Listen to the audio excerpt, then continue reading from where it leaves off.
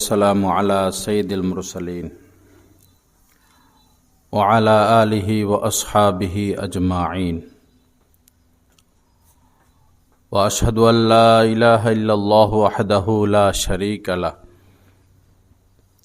وأشهد أن محمدا عبده ورسوله أما بعد قال النبي صلى الله تعالى عليه وسلم إن الله يبسط يده بالليل ليتوب مسيء النهار ويبسط يده بالنهار ليتوب مسيء الليل أو كما قال عليه الصلاة والسلام. وقال عليه الصلاة والسلام إن الله يقبل توبة العبد ما لم يغرغر. وقال رسول الله صلى الله عليه وسلم التائب من الذنب كمن لا ذنب له أو كما قال عليه الصلاة والسلام. اللهم صل على سيدنا ومولانا محمد وعلى آل سيدنا ومولانا محمد وبارك وسلم. أستغفر الله الذي لا إله إلا هو الحي القيوم وأتوب إليه. আল্লাহ পাক জাল্লা জালালুহু আমাদের সবাইকে মাফ করে দেন। আজকের এই মজলিসকে রব্বুল আলামিন কবুল করেন। আমাদের সবার জন্য রব্বুল আলামিন জান্নাতুল ফিরদাউসের ফয়সালা করে দেন। আমরা এখানে উঠে বসো, নিচে ঠান্ডা না। কয়েকটি হাদিস শরীফ আমি আপনাদের খেদমতে পাঠ করেছি। হুজুর পাক সাল্লাল্লাহু তাআলা আলাইহি ওয়াসাল্লাম বলেন, যখনই রাত্র হয় তো আল্লাহ পাক তার কুদরতি দুই হাত বান্দাদের দিকে প্রসারিত করেন, মেলে দেন, যেন দিনের বেলা যারা বিভিন্ন ধরনের গুনাহ, নাফরমানি, অপরাধ করেছিল তারা যেন তওবা করে। দিনের বেলা যারা বিভিন্ন ধরনের পাপাচারে লিপ্ত হয়েছিল তারা যেন আল্লাহ পাকের কাছে তওবা করে, মাপ চায়, সম্পর্ক ভালো করে। এজন্য রাত্রিবেলায় আল্লাহ পাক তার কুদরতি দুই হাত প্রসারিত করে দেন। এমনিভাবে যখন রাত্র শেষ হয়, দিন শুরু হয়, তো রাত্রিবেলায়ও বহু মানুষ চুরি করেছে, ডাকাতি করেছে, শরাব পান করেছে, অনেক ধরনের পাপে লিপ্ত হয়েছিল। তো রাত্রিবেলায় যারা পাপ করেছিল তারা যেন আল্লাহ পাকের নিকট তওবা করে, মাপ চায়। এজন্য দিনের বেলায়ও আল্লাহ পাক তার কুদরতি দুই হাত প্রসারিত করে দেন। আল্লাহ পাক এত দয়ালু, এত মেহেরবান যে কোনো মানুষ জাহান্নামে যাক এটা তিনি চান না।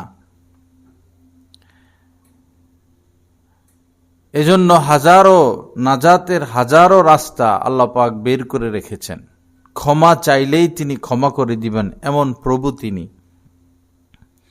কোনো মানুষ যদি তার ৮০ বছর হায়াত হয়, বয়স হয়, ৮০ বছরই সে মূর্তি পূজা করেছে, মদ পান করেছে, জিনা ব্যভিচার করেছে, হাজারো সে অপরাধী, মৃত্যুর ১ মিনিট আগেও যদি সে বলে লা ইলাহা ইল্লাল্লাহ মুহাম্মাদুর রাসূলুল্লাহ, মৃত্যুর ১ মিনিট আগেও যদি সে এই কালেমা পড়ে তো আল্লাহ পাক তাকেও মাফ করে দিবেন। এত বড় দয়ালু তিনি। হাদিস শরীফের মধ্যে এসেছে, মান ক্বালা লা ইলাহা ইল্লাল্লাহ দাখালাল জান্নাহ, যে ব্যক্তি লা ইলাহা ইল্লাল্লাহ বলবে সেই জান্নাতে প্রবেশ করবে। তো দেখুন, এত এত অপরাধের পরেও ক্ষমা চাইলে যদি তিনি ক্ষমা করেন, মাপ চাইলে যদি তিনি মাফ করে দেন, মাফ চাইলে যখন তিনি মাফ করে দেন, ক্ষমা চাইলে যখন তিনি ক্ষমা করে দেন, এরপরেও আমাদের জাহান্নামে যাওয়ার কি প্রয়োজনটা ছিল? কিন্তু আফসোসের বিষয়, নবীজি বলেছেন মা বোনেরা, মহিলারাই জাহান্নামে বেশি যাবে। মেরাজের রাত্রিতে নবীজিকে জাহান্নাম দেখানো হয়েছিল, তো সেই জাহান্নামে মহিলাদেরকে নবীজি বেশি দেখেছেন। এজন্য আমার মা বোনেরা আল্লাহ পাকের কাছে বেশি বেশি ক্ষমা চান। সবসময় ক্ষমা চাওয়ার উপরে থাকা, তওবার উপরে থাকা। শেষ মুহূর্তে যেন আমরা পাপের অবস্থায়, পাপ করা অবস্থায় বিদায় নিতে না হয়। শেষ মুহূর্তটা, বিদায় কালে যেন আমাদের মুখে তওবা থাকে, আমাদের মুখে ইস্তেগফার থাকে, আমাদের মুখে যেন কালেমা থাকে। তওবা মানে হলো তিন জিনিস, তিন কথার নাম তওবা। সহজে হলো যে বস ফিরে আসা, পাপ না করা, যত পাপ এ পর্যন্ত করা হয়েছে এগুলো থেকে তওবা করা, আল্লাহ আর করব না। লজ্জিত হওয়া, ওই পাপগুলো ছেড়ে দেওয়া, ভবিষ্যতে না করার এরাদা করা, এই তিন জিনিসের নাম তওবা।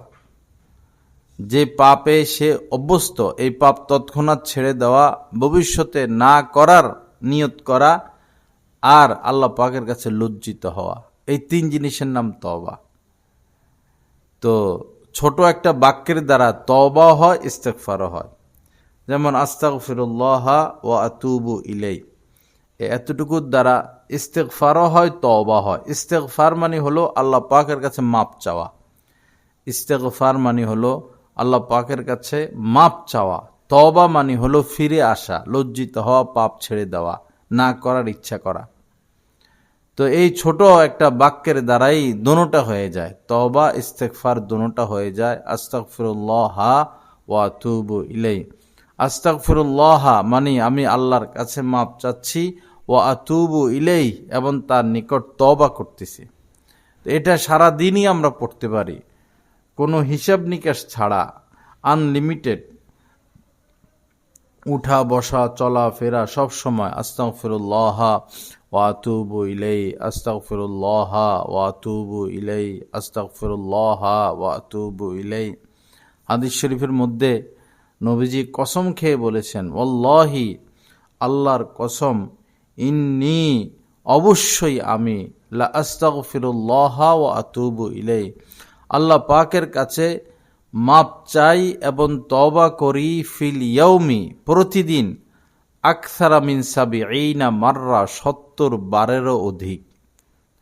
নবীজি নিষ্পাপ ছিলেন, কোনোই গুনাহ তার ছিল না, এরপরেও তিনি প্রতিদিন ৭০ বারের অধিক। ৭০ বলতে এখানে এখন আগের জামানায় ৭০ বলতে যা বুঝাইতো, বর্তমান জামানায় সেটা বুঝায় না। বর্তমান জামানায় যদি একটা মাহফিলে অনেক লোক হয়, তখন বলে, ভাই মানুষ কেমন হয়েছে, তো বলে যে হাজার হাজার, এরকম বুঝায়, বা লাখ লাখ এরকম বুঝায়। তো আগের জামানায় এরকম বেশি বোঝানোর জন্য ৭০ ব্যবহার করা হইতো। তার মানে নবীজি অসংখ্য অগণিত বার আল্লাহ পাকের কাছে তওবা করতেন, মাপ চাইতেন। এমনও মজলিস হইতো নবীজি বসতেন কিছু সময়ের জন্য, তো দেখা যাইতো কিছু সময়ের জন্য বসছেন, এই বৈঠকেই এই ৭০ বার ১০০ বার তিনি আল্লাহ পাকের কাছে মাপ চাচ্ছেন, তওবা করতেছেন। আল্লাহ আমাদেরকে বেশি বেশি আল্লাহ পাকের কাছে ক্ষমা চাওয়া এবং তওবা করার তৌফিক দান করেন। এবং অন্য হাদিসে পাকের মধ্যে এসেছে যে, ইয়া আইয়ুহান নাস তুবু ইলাল্লাহি ওয়াস্তাগফিরুহু ফাইন্নী আতুবু ফিল ইয়াউমি মিয়াতা মাররা, যে হে লোক সকল, আল্লাহ পাকের কাছে তোমরা ক্ষমা চাও এবং তওবা করো, কেননা আমি প্রতিদিন ১০০ বার আল্লাহ পাকের কাছে তওবা করি। তো জবানের মধ্যে সব সময় এই তওবা ইস্তেগফার লাগিয়ে রাখা, জিকির, আল্লাহকে ডাকা, ইবাদত বন্দেগী করা, আজে বাজে গল্প স্বল্প, কার আজকে খেলাধুলা, নাচ গান, সিনেমা, নাটক, কার বিয়ে শাদী, রাজনৈতিক আলোচনা, এগুলো থেকে দূরে সরে যাওয়া। রাজনীতির কোনো শুরুও নাই, কোনো শেষও নাই, কখন কি ঘটে কিছুই বলা যায় না। রাজনীতি থেকে নিজেকে দূরে রাখা, খবরও না নেওয়া, খোঁজ খবরও না নেওয়া, খোঁজ খবর রাখতে গেলেও পেরেশানি সৃষ্টি হয়। দোয়া করতে থাকা, আল্লাহ পাক যেন এই দেশে ভালো একজন সরকার দেন, যারা দেশের সম্পদ দেশে রাখবে, লুণ্ঠন করবে না, দুর্নীতি করবে না, অর্থ পাচার করবে না, কোরআন সুন্নাহ জিন্দা করবে। আল্লাহর কাছে দোয়া করা, এমন দোয়া করা যেন সৎ লোকের শাসন আল্লাহ পাক আমাদেরকে দান করেন।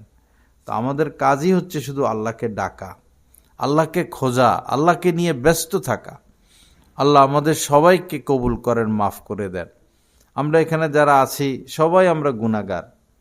আমরা কেউ বাইজিদ বোস্তামিও না, বড় পীর আব্দুল কাদের জিলানিও না। আমাদের এটাই পরিচয়, আমরা গুনাহগার, আমরা অপরাধী। এখন হাদিসের মধ্যে এসেছে যে একজন গুনাহগার মানুষ, একজন পাপী মানুষ পাপ থেকে তওবা করলে, গুনাহ ছেড়ে দিলে আল্লাহ পাক কি পরিমাণ খুশি হন। আল্লাহ পাকের খুশিটা কি পরিমাণ, এটা বোঝানোর জন্য নবীজি এভাবে বুঝিয়েছেন যে কোনো লোক মরুভূমিতে সফরে বের হলো, মরুভূমি, এখন তো গাড়ি বের হয়েছে, আগের জমানায় গাড়ি মানেই উট ছিল, উট। তো মরুভূমিতে বের হলো উট নিয়া, বহুদূর সে চলে গেল, মনে করেন 100-200 কিলোমিটার সে গেল, যাইতে হবে আরো 100-200 কিলোমিটার। তো বিশ্রামের জন্য উট থেকে সে নিচে নামলো, উটের উপরে তার খাদ্য খাবার পানি আসবাবপত্র সব উটের উপরে। সে নিচে নেমে একটু বিশ্রাম করলো, পরে দেখলো যে, হঠাৎ করে দেখলো যে তার উটটা নাই। মরুভূমিতে এভাবে উট হারিয়ে যায়, তো তার উটটা নাই। এখন সে উট খোঁজাখুঁজি করতেছে, ডাইনে বামে সামনে পিছনে চতুর্দিকে অনেক খোঁজাখুঁজি করেও সে উট আর পেল না। তো এই মরুভূমি থেকে সে এখন পার হবে কিভাবে? পার হওয়ার তো আর রাস্তা নাই, পায়ে হেঁটে সে তার বাড়িতে যেতে পারবে না, এত দূর সে চলে গেল। পরে কান্নাকাটি করে নিরাশ হয়ে যে এখন তো মৃত্যু ছাড়া আমার আর কোনো উপায় নেই, কান্নাকাটি করে নিরাশ হয়ে সে আবারও ঘুমিয়ে পড়ল।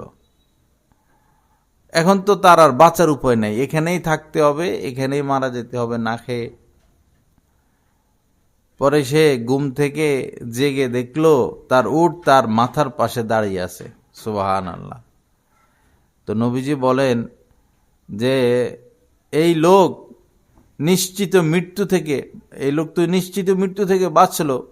নবীজি বলেন যে এই লোক তার হারিয়ে যাওয়া উটকে ফিরে পেয়ে যে পরিমাণ খুশি হবে, গুনাহ থেকে তওবা করলে আল্লাহ পাক বান্দার প্রতি এর থেকে বেশি খুশি হন।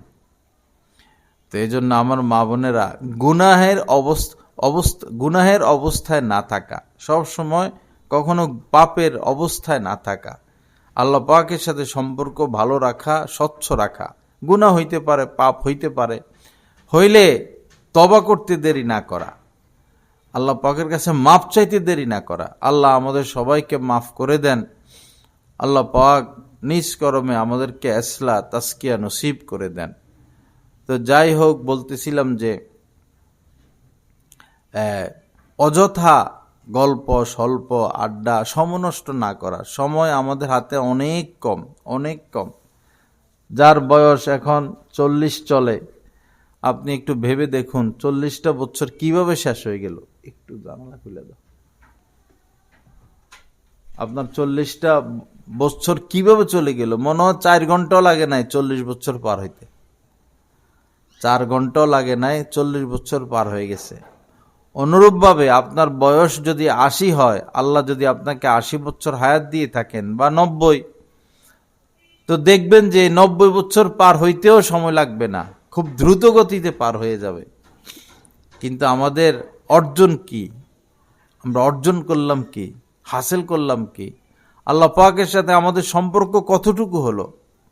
এখনো গীবত ছুটলো না, এখনো মিথ্যা ছুটলো না, এখনো কুদৃষ্টি ছুটলো না, এখনো সমনষ্ট ছুটলো না, এখনো আজে বাজে গল্প স্বল্প ছুটলো না। তো ছুটবে আর কবে? আর ভালো হব কবে? মৃত্যু তো হঠাৎ আসে, কিয়ামত তো হঠাৎ চলে আসে, বলে কই মৃত্যু আসে না। বলে কয়ে কারো মৃত্যু আসে না। আগের জামানায় তো মানুষ মারা যায় বইলেও 6 মাস 1 বছর গড়াগড়ি করত, মারা যায় তাও মরে না। আর এখন মিনিটের মধ্যে শেষ হয়ে যায়, আধা মিনিটে শেষ হয়ে যায়। আল্লাহ আমাদের সবাইকে মাফ করে দেন, সহি বুঝ দান করেন। আল্লাহ আমাদেরকে হেদায়েতে কামেল নসিব করে দেন। যাই হোক, আমার মা বোনেরা সব সময় চেষ্টা করবেন যে আপনি যেন মিথ্যাবাদী কখনো না হন। মিথ্যা আল্লাহ রাসূল অনেক বেশি অপছন্দ করেন। কোনোভাবেই যেন মিথ্যা বলতে না হয়। যদি এমন পরিস্থিতিতে পড়েন যে সত্য কথা বলতে গেলে আপনাকে 2টা কথা শুনতে হবে, অথবা আপনি সত্য কথা বলতে গেলে অপমানিত হবেন, লাঞ্ছিত হবেন, অথবা আপনি অপরাধী হিসেবে সাব্যস্ত হবেন, অথবা আপনার দাম কমে যাবে, সম্মান কমে যাবে, যাই হোক, কিন্তু মিথ্যা বলা যাবে না। আপনি বলবেন যে মনে মনে ভাববেন যে দাম কমলে কমুক, অপমানিত হতে হলে অপমানিত হব, অপরাধী সাব্যস্ত হতে হলে অপরাধী সাব্যস্ত হব, কিন্তু মিথ্যা বলবো না। কারণ যিনি মিথ্যা বলেন তিনি আল্লাহ রাসূলের সামনে ভালো মানুষ হিসাবে আর স্থির থাকতে পারেন না। আল্লাহ আমাদের সবাইকে তৌফিক দান করেন, হামেশা এরকম সত্য কথা বলে যাওয়ার তৌফিক দেন। রব্বুল আলামিন পবিত্র কোরআনে কারিমের মধ্যে বলেছেন, অজেতানিবু কওলা জুর, যে তোমরা মিথ্যা ছেড়ে দাও। অজেতানিবু কওলা জুর, মিথ্যা ছেড়ে দাও, মিথ্যা বলো না। অকুলু কওলান সাদিদা, যে হক কথা বলো, সত্য কথা বলো, ভালো কথা বলো। তাহলে কি হবে? ইউসলিহ লাকুম আমালাকুম, আল্লাহ পাক তোমাদের কর্মগুলোকে সংশোধন করে দিবেন। ওয়াগফির লাকুম যুনুবাকুম, এবং তোমাদের গুনাহগুলোকে মাফ করে দিবেন। আল্লাহু গফুরুর রহিম, কেননা আল্লাহ পাক অত্যন্ত ক্ষমাশীল এবং চিরদয়াময়। আমরা আজান শুনি এবং আজানের জবাব দেই। আস্তাগফিরুল্লাহাল্লাযী লা ইলাহা ইল্লা হুয়াল হাইয়ুল কাইয়্যুম ওয়া আতুবু ইলাইহি। তো হাদিস শরীফের মধ্যে এসেছে, ইন্নাল্লাহা ইয়াকবালু তাওবাতাল আবদি মা লাম ইউগরগির। আল্লাহ পাক কতক্ষণ পর্যন্ত বান্দার তওবা কবুল করবেন? এক তো হলো, এখন তো সূর্য পূর্ব দিক থেকে উদিত হয়, সূর্য পশ্চিম দিক থেকে উদিত হবে কিয়ামতের আগে। যেদিন সূর্য পশ্চিম দিক থেকে উদিত হবে এর আগ পর্যন্ত আল্লাহ পাক তওবা কবুল করবেন। আল্লাহ পাক কত বড় দয়ালু, কত বড় মেহেরবান।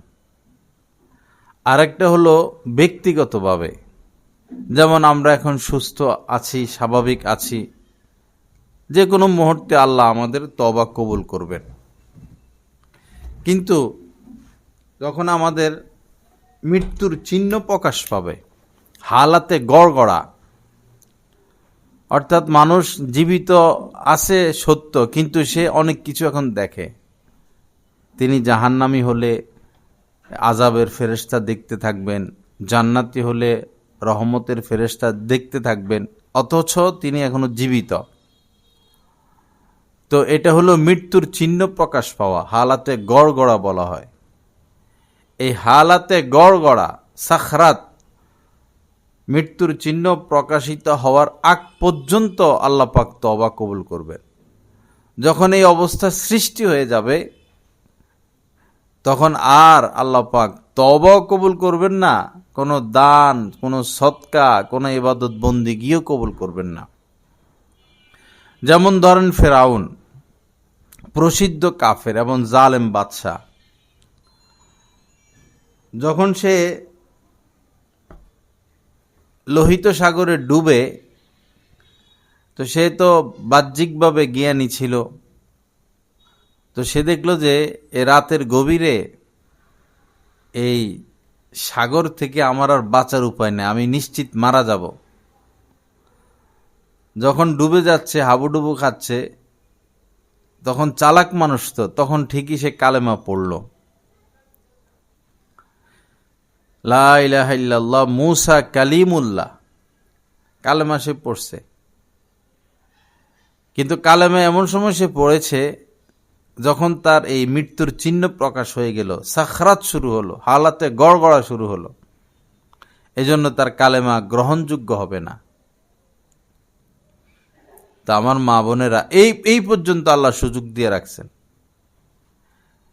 তো যেখানে তওবার সুযোগ আছে, যেখানে কালেমা পড়ার সুযোগ আছে, আল্লাহর কাছে মাপ চাওয়ার সুযোগ আছে, এরপরেও যদি জাহান্নামে যেতে হয়, কবরের আযাব ভোগ করতে হয়, তো এটা তো আমাদের কারণে। সবসময় ধান্দায় থাকতে হবে, চেষ্টায় থাকতে হবে, কালেমা নিয়ে যেন আমি উঠতে পারি, কালেমা নিয়ে যেন যেতে পারি, ইমান নিয়ে যেন যেতে পারি। ইমান অনেক বড় দৌলত। মহিলারা ইন্ডিয়ান যে চ্যানেলগুলো দেখে, এই চ্যানেলগুলো যদি অতি মাত্রায় যারা দেখে, এরা মুশরিক হয়ে যায়। এদের মন মূর্তি পূজার দিকে ঝুঁকে যায়। বাচ্চারা যারা লম্বা লম্বা সময় কার্টুন দেখে, এদের ভিতর থেকে তাওহীদ দূর হয়ে যায়। সৃষ্টিকর্তা বলতে কিছু নাই, সব প্রকৃতি, এরকম এক চিন্তা ভাবনা এদের মধ্যে চলে আসে। ইহুদি খ্রিস্টানরা, মূর্তি পূজকরা বসে নাই আমাদের ইমানকে হরণ করার জন্য, আমাদেরকে নাস্তিক বানানোর জন্য, বদ্দিন বানানোর জন্য তারা বসে নাই, হাজারোভাবে চেষ্টা করতেছে। এজন্য এই ইন্ডিয়ান এই চ্যানেলগুলো আল্লাহর রাস্তে কেউ দেখবেন না, দেখতে দিবেন না। আপনিও দেখবেন না, আপনার মেয়েও যেন না দেখে। হাজার হাজার লক্ষ লক্ষ মহিলা এই ঘর ছাড়তে বাধ্য হয়েছে, স্বামী সন্তান ছাড়তে বাধ্য হয়েছে এই চ্যানেলগুলো দেখে দেখে। তালাকপ্রাপ্ত হয়েছেন এই চ্যানেলগুলোর কারণে। হাজার হাজার পরিবারের ঝগড়া, ফাসাদ, কলহ, স্বামীর সাথে দূরত্ব এই চ্যানেলগুলোর কারণে। এজন্য আল্লাহর রাস্তে বিরত থাকি। মহিলা মানুষ, আপনাদের কি দরকার বসে বসে ফেসবুক চালানো, মোবাইল টিপা? কি দরকার? সারাদিন কাজকর্ম করেন, বাচ্চা কাচ্চা, স্বামী, পাক শাক, ঘর সংসার, আবার মোবাইলে যাওয়ার কি প্রয়োজন? তসবিহ নিবেন, আল্লাহকে ডাকতে থাকবেন, কোরআন শরীফ নিবেন, কোরআনে কারিম তেলাওয়াত করবেন, কোনো দিনই কিতাব পত্র পড়বেন। হ্যাঁ, এই না হবে আপনাদের জীবন। আল্লাহ আমাদেরকে তৌফিক দান করেন। আমার মা বোনেরা, মাঝে মধ্যে রোজা রাখবেন, এতেকাফ করবেন। এখন যে এতেকাফ, এটা হবে নফল এতেকাফ।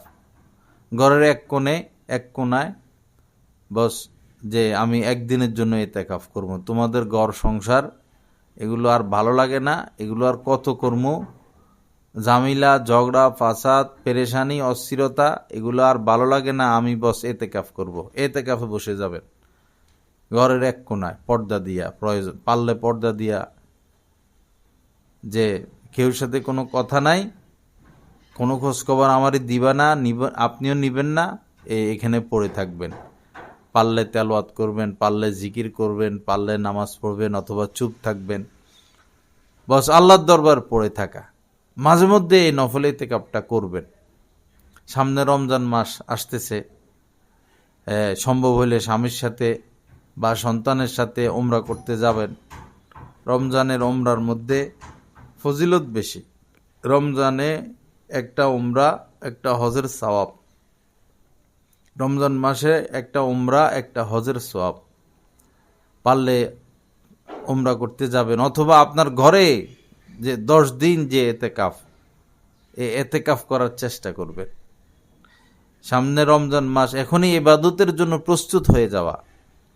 এই মাসগুলো শুরু হলে নবীজি বেশি বেশি দোয়া পড়তেন, আল্লাহুম্মা বারিক লানা ফি রজব ওয়া শাবান ওয়া বাল্লিগনা রমজান। এই দোয়াটা বেশি বেশি পড়েন, আল্লাহুম্মা বারিক লানা ফি রজব ওয়া শাবান। আল্লাহ রজব এবং শাবান মাসকে আপনি বরকতময় করেন।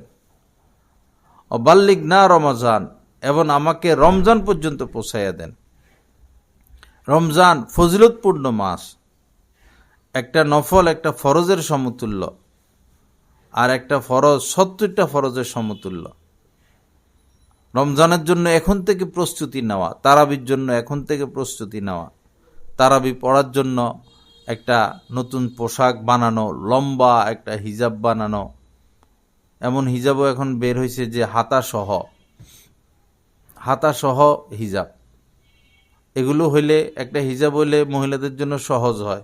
আমরা আগে দেখতাম যে আমাদের মা বা আমাদের নানিরা নামাজ পড়তে হইলে, নামাজ পড়ার সময় হলে আবার পোশাক পরিবর্তন করতেন, নামাজের কাপড় পরতেন আলাদা। তো এরকম একটা হিজাব যদি বানাইয়া নেন, আপনার পোশাকটা পাক থাকলে হইল, অজু করে এসে এই হিজাবটা পরে নিবেন, একবারই শুধু মুখটা খোলা থাকবে আর হাতের তালু। হাতা সহ হিজাব এখন পাওয়া যায়, সৌদিতে পাওয়া যায় বা ঢাকাতেও পাওয়া যায়, বা আপনি বানিয়ে নিতে পারবেন। একবারে লম্বা, অনেক নিচ পর্যন্ত লম্বা এরকম হিজাব। এবং নামাজের সময় এই হিজাবটা পরা, এমনও নিজেকে ঢেকে রাখা। ছেলে বড় হচ্ছে, মেয়ে বড় হচ্ছে, মায়ের তো উচিত যে ভদ্র পোশাক পরা, সভ্য পোশাক পরা।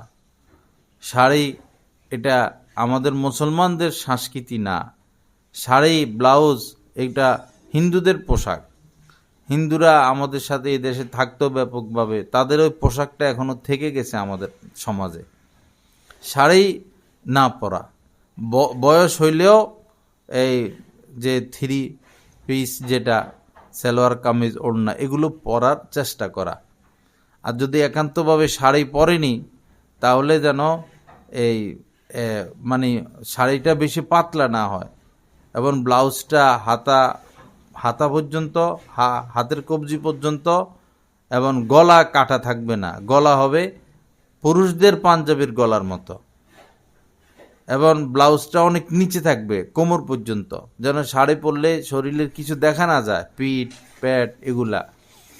দেশ গ্রামে মহিলারা পোশাক পরেও উলঙ্গ থাকে, শাড়ি পরে, ব্লাউজ পরে, পুরা সব স্পষ্ট বোঝা যায়, অথচ তার দেবর, তার শ্বশুর, তার ছেলে, তার মেয়ে, তার জামাতা, তাদের সামনে এরকম পোশাক পরে। এরকম পোশাক পরলে লজ্জা কমে যায়, দিন দিন লজ্জা দূর হয়ে যায়। সুতির ওড়না পরবেন, সুতির ওড়না, বড় ওড়না, এবং এই জামাগুলোও পাঞ্জাবি সিস্টেমের হবে। পুরুষদের জন্য যেমন পাঞ্জাবি, মহিলাদের জামাটা পাঞ্জাবির মতো হবে। সুন্দর পোশাক পরবেন। অলিবাসুত তাকওয়া যালিকা খাইর। আল্লাহ পাক বলেছেন তাকওয়ার পোশাক, যে পোশাক পরলে তাকওয়া, খোদা ভীতি প্রমাণিত হয়, এই তাকওয়ার পোশাক উত্তম পোশাক। লিবাসুত তাকওয়া যালিকা খাইর, এই তাকওয়ার পোশাক উত্তম পোশাক। এমন পোশাক পরবেন যে পোশাকের মধ্যে খোদা ভীতি প্রকাশ পায়। আল্লাহ আমাদেরকে তৌফিক দান করেন, আল্লাহ আমাদের সবার জন্য সহজ করেন, মেহেরবানি করেন।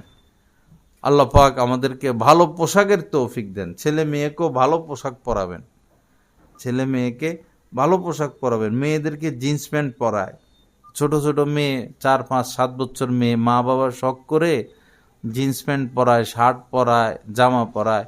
তো বাচ্চাকালেই তো আপনি মেয়েটাকে শেষ করে দিলেন। এই মেয়ে তো নিষ্পাপ, কিছুই বুঝে না, এরে এখনই তো আপনি শেষ করে দিলেন, নষ্ট করে দিলেন, বরবাদ করে দিলেন। এ বড় হয়ে কি আর ভালো পোশাক পরবে? মা বাবা, অভিভাবকদের রুচি আশ্চর্য ধরনের রুচি।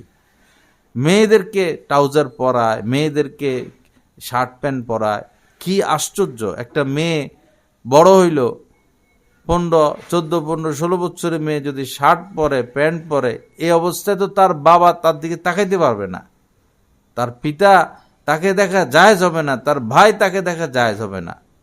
যদিও সে তার গায়ে পোশাক আছে, এটা তো পোশাক না, এটা তো অশ্লীলতা।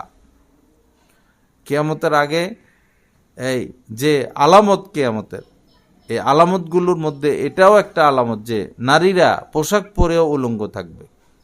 পোশাক পরছে, আসলে সে উলঙ্গই আছে। শাড়ি পরছে, চুল সব দেখা যাইতেছে পুরা হাতা খালি, পেট খালি, পিঠ খালি, কোমর খালি, শাড়ি এত পাতলা। এটাই তো কথা। আগের জমানার কাফেররা এত খারাপ ছিল না, মুনাফিকরা এত খারাপ ছিল না, তারাও শরীর ঢেকে রাখতো। আল্লাহ আমাদেরকে নাজাত দান করেন, আল্লাহ আমাদেরকে সফলতা নসিব করেন। আরেকটা বিষয় হলো, মা বোনেরা, ইহুদিদের এক বড় ষড়যন্ত্র বর্তমানে, মুসলমান যেন বৃদ্ধি না পায়, মুসলমান যেন না বাড়ে।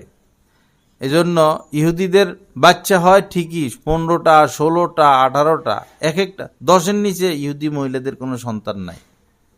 কমপক্ষে 8টা, 10টা, 12টা, 16টা, 15টা বাচ্চা এক একটা ইহুদি মহিলার। কিন্তু মুসলমানদেরকে তারা ওয়াজ করে যেন আমরা বাচ্চা বেশি না নেই। তো মুসলমানরা ইহুদিদের কথায় বিশ্বাস করে কেউ একটা বাচ্চা নেয়, কেউ 2টা বাচ্চা নেয়। এটা একটা হাই রিক্স, 1-2টা বাচ্চা হাই রিক্স। এবং এই যে সিজার বাইর হয়েছে, সিজারটা সম্পূর্ণ একটা ষড়যন্ত্র বাংলাদেশের জন্য, সম্পূর্ণ একটা ষড়যন্ত্র। এই সিজার এই জন্যই এই দেশে, মুসলমানদের দেশে, যেন বাচ্চা বেশি না হয়। কেউ এই ভুল করবেন না। একটা সন্তান অবশ্যই এটা রিক্স। আপনার একটা মাত্র ছেলে, সে ব্যবসা করবে, হয়তো সে পড়ালেখা করবে, হয়তো সে চাকরি বাকরি করবে, দেশের বাইরে যাবে, শহরে যাবে। আপনার তো হার্ট অ্যাটাক হয়ে যাবে, হায়রে আমার ছেলেটা কই গেল, কি করলো, কেমন আছে। আপনার হার্টবিট উঠে যাবে। গাড়িতে আপনার বাচ্চা উঠলে আপনার হার্টবিট শুরু হবে, পেরেশানি শুরু হবে, অস্থিরতা শুরু হবে, না জানে কি হয়, না জানে কি হয়।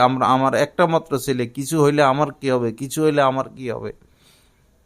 আর যাদের এরকম ছেলে একটা, তারা তাদের ছেলেকে মানুষ করতে পারে না, কারণ আদর করতে করতে মাথা উঠিয়ে ফেলে, শাসন করতে পারে না, কারণ ছেলে তো একটা। আর যখন ছেলে দেখে আমি এক ছেলে, তো এও বুঝে যে মা বাবা তো আমার মোহতাজ, তো মা বাবাকে সে পাত্তা দেয় না। আপনি সমাজে হেঁটে হেঁটে দেখুন, যাদের সন্তান কম, এরা এদের মা বাবার খবর নেয় না, এদের সাথে এদের মা বাবার সম্পর্ক থাকে না। এজন্য বেশি সন্তান নেওয়ার ফিকির করবেন। বেশি সন্তান আল্লাহ যত দেয়, রিজিক আল্লাহর হাতে। আপনার স্বাস্থ্যে যতটুকু কুলায় সন্তান বেশি নেবেন। বাচ্চা কাচ্চা ঘর ভরপুর হয়ে থাক, এক একটা বাচ্চা এক একটা ফুল। বাগানে ফুল যত বেশি ধরে তত সুন্দর লাগে। আপনার 1-2টা জমি আছে, এটা আপনার সম্পদ। আপনার 4-5 ভরি স্বর্ণ আছে, এটা আপনার সম্পদ। আপনার ব্যাংকে 2-4 লাখ টাকা আছে, এটা আপনার সম্পদ। আপনার ঘরে খাট আছে, শোকেস আছে, সোফা আছে, এটা আপনার সম্পদ। আপনার সবচেয়ে বড় সম্পদ কি? টাকা পয়সা না, আপনার সবচেয়ে বড় সম্পদ আপনার সন্তান। একজন মানুষের সবচেয়ে বড় সম্পদ তার সন্তান। সন্তানের চেয়ে বড় সম্পদ আর কিছু নেই। তা আমরা টাকা বেশি হোক এটা চাই, জমি বেশি হোক এটা চাই, স্বর্ণ বেশি হোক এটা চাই, গাড়ি বাড়ি বেশি হোক এটা চাই, কিন্তু সন্তান বেশি হোক এটা চাই না। যেটা আসল সম্পদ সেটা আমরা চাই না। এটা বড় ক্ষতির কারণ, ভয়ের কারণ। রব্বুল আলামিন পবিত্র কোরআনের মধ্যে বলেছেন, কদ খসিরাল্লাযীনা কতালু আওলাদাহুম। কদ মানে এখানে গুরুত্ব বুঝাচ্ছেন, খসিরা মানে ধ্বংস হয়ে গেল, বরবাদ হয়ে গেল, ক্ষতিগ্রস্ত হয়ে গেল। আল্লাযীনা কতালু আওলাদাহুম, যারা তাদের সন্তানকে হত্যা করে, অর্থাৎ সন্তান নেয় না, সন্তান নষ্ট করে, এদের কথা আল্লাহ পাক বলতেছেন যে তারা অবশ্যই তারা ক্ষতিগ্রস্ত। এবং অন্য আয়াতে রব্বুল আলামিন বলেছেন যে ওয়ালা তাকতুলু আওলাদাকুম খাশিয়াতা ইমলাক। দারিদ্রতার ভয়, কি খাওয়ামো, কেমনে চলবে, এই দারিদ্রতার ভয়ে তোমরা তোমাদের সন্তানকে হত্যা করো না। ভৈরবে গাছতলা ঘাটে এক পরিবার আছে, তাদের 40 থেকে 50 লক্ষ টাকা প্রতি মাসে আয়, অটোমেটিকলি আয় হয় 40 থেকে 50 লক্ষ টাকা। পরে বাচ্চা নেয় না, কয় খাওয়ামো কোথায় থেকে? একটা মাত্র পোলা নিচে, পরে বাচ্চা নেয় না, কয় খাওয়ামো কোথায় থেকে? পরে গতকালকে আমার জুমার বয়ানে এই নিয়ে আলোচনা হয়েছে। পরে বাসায় যাই তওবা করছে, আল্লাহ যা দেয়, রিজিক তো আল্লাহর হাতে, আল্লাহ পাক বলছেন নাহান্নু নারযুকুকুম, আমি তোমাদেরকে রিজিক দিচ্ছি, ওয়া ইয়াহুম, তোমাদের যে সন্তান হবে এদেরকে আমি রিজিক দিব। রিজিকের দায়িত্ব আল্লাহ। রিজিক নিয়া, রিজিকের ভয়, খাবে কি থাকবে কোথায়, এই ভয়ে সন্তান না নেওয়া, সন্তানকে হত্যা করা, এটা আল্লাহ নিষেধ করছেন, এটা হত্যার গুনাহ হবে। হ্যাঁ, যদি এমন হয় একটা বাচ্চা হইছে, এখন আরেকটা বাচ্চা নিলে ফটাফট ওই বাচ্চাটার ক্ষতি হবে অথবা মায়ের ক্ষতি হবে, তখন সাময়িকভাবে এই বাচ্চা গ্রহণ না করার অনুমতি আছে, কিন্তু স্থায়ীভাবে বাচ্চা হওয়ার রাস্তা নষ্ট করে দেওয়া এবং বাচ্চা নিলে কোনো সমস্যা নাই, দারিদ্রতা বা জামিলা মনে করে, এই অবস্থায় সন্তান কম নেওয়া অবশ্যই ক্ষতিকর। একসময় এমন হবে যে আপনার সন্তান বড় হয়ে গেছে, বিয়ে শাদী করছে, এখন সে তার স্ত্রী সন্তান নিয়ে ব্যস্ত, আপনি কি করবেন ওই সময়? আপনি তো বুড়া বুড়ি হয়ে গেছেন। কিন্তু আপনার যদি ছোট ছোট আরও বাচ্চা থাকে, মরা পর্যন্ত আপনার সাথে আপনি আপনার কোনো সন্তান পাবেন। এক দুইটা গেলে জাগা, একটা না একটা আপনার সাথে থাকবে। আল্লাহ পাক সহি বুঝ দান করেন, আল্লাহ পাক আমাদেরকে মাফ করে দেন। নবীজি ওই ধরনের মেয়েদেরকে বিয়ে করতে বলেছেন যাদের ভিতরে প্রেম ভালোবাসা আছে এবং যারা অধিক সন্তান গ্রহণ করতে পারবে, প্রসব করতে পারবে, এরকম মেয়েদেরকে বিয়ে করতে উৎসাহিত করেছেন। লা ইলাহা ইল্লাল্লাহ। আসুন আমরা সবাই মানুষ হই, খারাপ জায়গায় না যায়। মহিলারা খারাপ জায়গায় যায়, বন্ডদের কাছে যায়। যে পীর সাহেব পর্দা করে না, অবশ্যই সে বন্ড। যে পীর সাহেব নামাজ পড়ে না, অবশ্যই সে বন্ড। যে পীর সাহেব এই গরু নিয়ে আসো, ছাগল নিয়ে আসো, ওরস করো, টাকা দাও, অবশ্যই সে বন্ড। মহিলারা গিয়া পায়ে সেজদা করে, বাবা করে, যে পীর সাহেব তার মহিলা মুরিদের দিকে তাকাবে, অবশ্যই সে বন্ড। সে কোনোদিন হক্কানি পীর হইতে পারে না। যে পীর সাহেব নামাজ পড়ে না, হজ করে না, কোরআন তেলাওয়াত করে না, অবশ্যই সে বন্ড। যে পীর সাহেবের অধিকাংশ মুরিদরা নামাজ পড়ে না, দিন নাই, সে অবশ্যই বন্ড। একজন হক্কানি পীরের আলামত হলো তার অধিকাংশ মুরিদান নামাজি হবে, দিনদার হবে। যার অধিকাংশ মুরিদান খারাপ লাইনে, সে অবশ্যই খারাপ। এবং একজন পীর সাহেবকে অবশ্যই তিনি কোরআন বুঝবেন, বুঝানোর ক্ষমতা রাখেন, হাদিস বুঝানোর ক্ষমতা রাখেন, এতটুকু যোগ্যতা তার থাকতে হবে। কমপক্ষে মেশকাত পর্যন্ত কিতাব সে পড়তে পারে, পড়াইতে পারে। কোরআন তাফসির সে করতে পারে, কোরআনের তর্জমা তাফসির সে বুঝাইতে পারে, যোগ্যতা তার থাকতে হবে। ভণ্ডদের কাছে যাবেন না। আল্লাহ হেফাজত করেন। দাজ্জাল আসলে কোনো মহিলা ঘরে থাকবে না, সব দাজ্জালে ভক্ত হয়ে যাবে। স্বামীরা বাধা দিয়ে রাখতে পারবে না, আলেমরা বাধা দিয়ে রাখতে পারবে না, এখনো তো পারে না।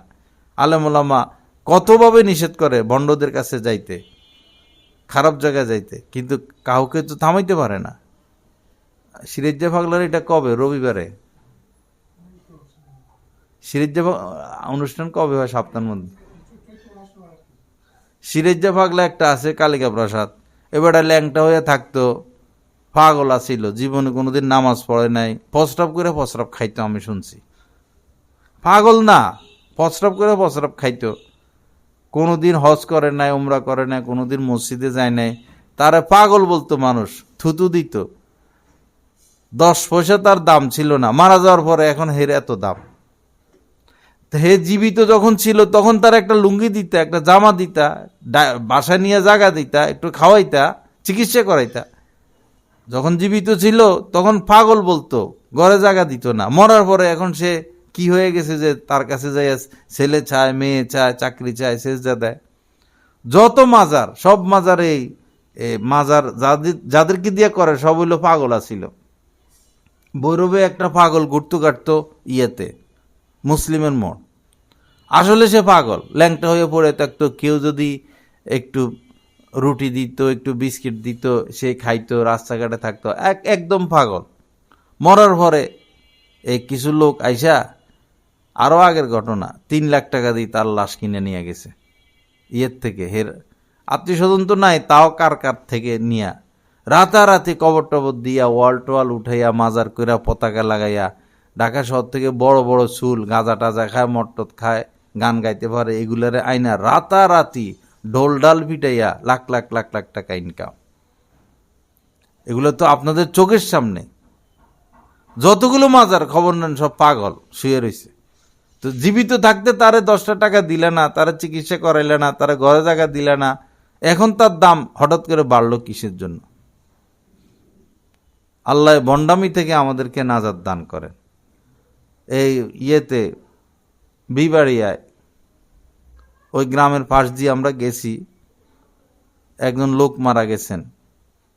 পরে এই ছেলেরা দুষ্ট, আয় রোজগার নাই, ঘর সংসার চলে না। পরে ছেলেরা বলল যে ঘর সংসার চলে না, কি করবো, দে আব্বার লাশ দিয়া মাজার বানায় ফেলি। তো বাড়ির মধ্যে মাজার বানাইছে, মাজার বানাইয়া পতাকা লাগাই দিছে বড় বড়, রাস্তা পর্যন্ত পতাকা, ঢোল ডাল পিটাইয়া ওরস কইরা জমায়ে ফেলছে। এখন প্রতিদিনই টাকা পয়সা আসে, এমন টাকা পয়সা আসা শুরু হয়েছে। পরে ঢাকা শহর জমি কিনা বাড়ি টাড়ি কইরা এরা লাখপতি কোটিপতি বাপের মাজার দিয়া। পরে পাশের বাড়িওয়ালারা লাগছে এটার পিছনে, কয় দেখছো একটা বালার লোক মরছে, তার মাজার দিয়ে এখন তারা কোটিপতি। তো হেদেরও একজন মারা গেল, তো হেরে কবর টবর দিয়া মাজার বানাইয়া হেরাও ব্যবসা শুরু করছে, হেরাও লাখপতি কোটিপতি হয়ে গেল। পরে পাশের বাড়ির আরেকজন মারা গেল, হেরাও মাজার দিয়ে ফেলছে। পরে পাশের বাড়ির আরেকজন মারা গেল, হেরাও মাজার দিয়ে ফেলছে। পরে পুরা গ্রামের বাড়ি বাড়ি এখন মাজার, বাড়ি বাড়ি মাজার, প্রত্যেক বাড়িতে মাজার, সবাই কিছু না কিছু টাকা পয়সা পায়। এটার নাম ইসলাম? মাজারের টাকা দেওয়ার যদি কোনো নিয়ম থাকতো তাহলে আল্লাহ রাসূলের কবরে এই পরিমাণ টাকা পড়তো, আল্লাহ রাসূলের মাজারে এই পরিমাণ টাকা পড়তো যে সৌদি সরকার ঘর বাড়ি স্বর্ণ দিয়ে বানাইতে পারত। তো কোনো নবী রাসূলের মাজারে তো টাকা দেওয়ার সিস্টেম নাই, কোনো সাহাবীদের কবরে টাকা দেওয়ার সিস্টেম নাই, আর কোনো হাদিসে এগুলা নাই, কোনো কোরআনে নাই। আমরা এগুলো পাইলাম কই? আল্লাহ আমাদেরকে বিরত হওয়ার তৌফিক দান করেন আল্লাহ পাক।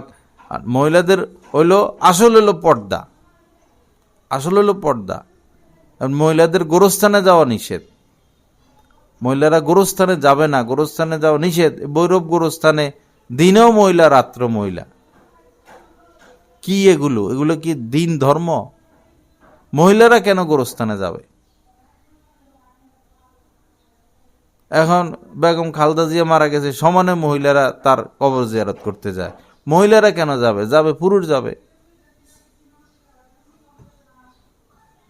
মহিলারা কখনো গোরস্থানে যাবে না, কবর জিয়ারত করতে যাবে না, নিষেধ। মহিলাদের আসলে হলো পর্দা, পর পুরুষ যেন আপনাদেরকে না দেখে, এবং আপনারাও আপনাদের চোখও যেন পর পুরুষের দিকে না পড়ে। এটা হলো আসল। 5 ওয়াক্ত নামাজ পড়বেন, ঘরে থাকবেন, কোরআন তেলাওয়াত করবেন, জিকির আজকার করবেন, সত্য কথা বলবেন, হালাল খাবেন। স্বামী হারাম কামাইলে নিষেধ করে দিবেন, হারাম টাকা দিয়ে কোনো বাজার সদাই ঘরে আনবা না, আমরা হারাম খাবো না। তোমার দায়িত্ব আমাদেরকে খাওয়ানো, হালালটা খাওয়ানো। এই ক্ষেত্রে ছাড় দিবেন না স্বামীকে, যে দরকার শুধু ডাউল দিয়ে ভাত খামো, দরকার ডাউলও ভাত, শুধু ভাত খামো, দরকার 3 বেলা না 1 বেলা খামো, কিন্তু হারাম খাবো না। এরকম কঠিন সিদ্ধান্ত নিতে হবে হারামের ক্ষেত্রে। যে পরিবারের আয় রোজগার বেশিরভাগ হারাম, তাদের বাসায় যাইতে নাই, তাদের দাওয়াত খাইতে নাই। ব্যাংকে চাকরি করে এরকম লোকের কাছে মেয়ে বিয়ে দিতে নাই। ব্যাংকে চাকরি করে তার মেয়েকে পুত্রবধূ হিসাবে বানাতে নাই, নিজের স্ত্রী হিসেবে বানাতে নাই। এনজিওতে হোক, ব্যাংকে হোক, এদের আগা গোড়া ফোটা ফোটা হারাম। মসজিদ মাদ্রাসা এদের থেকে টাকা পয়সা না নেওয়া, ওয়াজ মাহফিলে এদের থেকে টাকা পয়সা না নেওয়া। মসজিদগুলো এখন সব টাইলস উন্নত হচ্ছে, কিন্তু স্বাদ নাই, মজা নাই নামাজে, কারণ হারাম খুদ্দের টাকা ঢুকে যাইতেছে। সমাজে সর্বপ্রথম যে সুদে টাকা নিয়েছিল তার সাথে যদি সবাই সম্পর্ক ছেড়ে দিত তাহলে এত বেশি সুদখোর হইতো না। এখন বৈরব বাজারে ডাইনে বামে চতুর্পাশে সুদখোর ছাড়া আর কেউ নাই। সুদখোরদের সাথে আত্মীয়তা করতে নাই, সম্পর্ক রাখতে নাই, উঠা বসা রাখতে নাই, তাদের দাওয়াত খাইতে নাই, তাদের থেকে হাদিয়া নিতে নাই, তাদের সাথে কোরবানি দিতে নাই। কোরবানি হবে না। আল্লাহ পাক সহি বুঝদান করেন। বিয়ে শাদীর ক্ষেত্রে আগে সুদ দেখা, সুদের লেনদেন যারা করে তাদের সাথে আত্মীয়তা করতে নাই। আল্লাহ পাক আমাদের সবাইকে মাফ করে দেন। যা কিছু আলোচনা হলো এই কথাগুলোর উপর আমল করার তৌফিক দান করেন। লা ইলাহা ইল্লাল্লাহ। আগামী মাসে ফেব্রুয়ারিতে না, 7 তারিখ পরে, আগামী ফেব্রুয়ারির 7 তারিখ ইনশাল্লাহ। নির্বাচন তো 12 না, সবরাত কবে?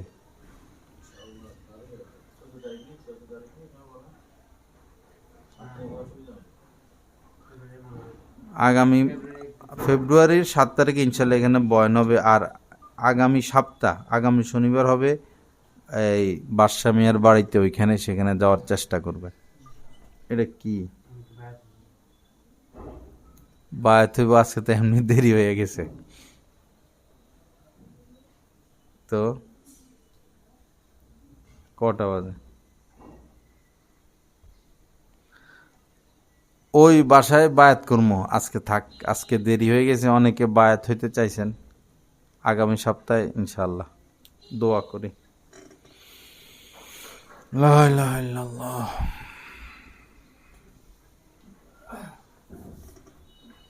আলহামদুলিল্লাহি রাব্বিল আলামিন, ওয়াসসালাতু ওয়াসসালামু আলা সাইয়্যিদিল মুরসালিন ওয়া আলা আলিহি ওয়া আসহাবিহি আজমাইন। রব্বানা যালামনা আনফুসানা ওয়া ইল্লাম তাগফির লানা ওয়া তারহামনা লানাকুনান্না মিনাল খাসিরিন। রব্বিগফির ওয়ারহাম ওয়া আনতা খায়রুর রাহিমিন। রব্বিগফির ওয়ারহাম ওয়া আনতা খায়রুর রাহিমিন। আল্লাহুম্মা ইন্না নাসআলুকা সিহহাতা ওয়াল ইফফাতা ওয়াল আমানাতা ও হুসনাল খুলুকি ওয়ার রিজা বিল কদরি। আল্লাহ, আপনি আমাদেরকে মাফ করে দেন। রব্বুল আলামিন আমাদেরকে মাফ করে দেন। ইয়া আরহামার রাহিমিন, ইয়া আকরামাল আকরামিন, ইয়া আকরামাল আকরামিন, ইয়া আকরামাল আকরামিন, ইয়া মুজিবাদ দাওয়াত, ইয়া মুসাব্বিবাল আসবাব, ইয়া রাফিআদ দারাজাত, ইয়া রাফিআদ দারাজাত, ইয়া রাফিআদ দারাজাত, ইয়া করিম, ইয়া রব্বাল আলামিন আপনি আমাদেরকে মাফ করে দেন। আমাদের আব্বা আম্মাকে মাফ করে দেন। আমাদের আব্বা আম্মাকে মাফ করে দেন। আল্লাহ, আমাদের আব্বা আম্মাকে মাফ করে দেন। আল্লাহ, আমাদের যত আত্মীয় স্বজন দুনিয়া থেকে বিদায় নিয়েছেন সবার ব্যাপারে আপনি ক্ষমার ফায়সালা করে দেন। আয় আল্লাহ, আমাদের দেশে একজন নেককার সরকার দান করেন, ন্যায় পরায়ণ শাসক দান করেন, সুন্দর একটা নির্বাচন দান করেন এবং মানুষকে, ভালো মানুষদেরকে ভোট দেওয়ার তৌফিক দান করেন।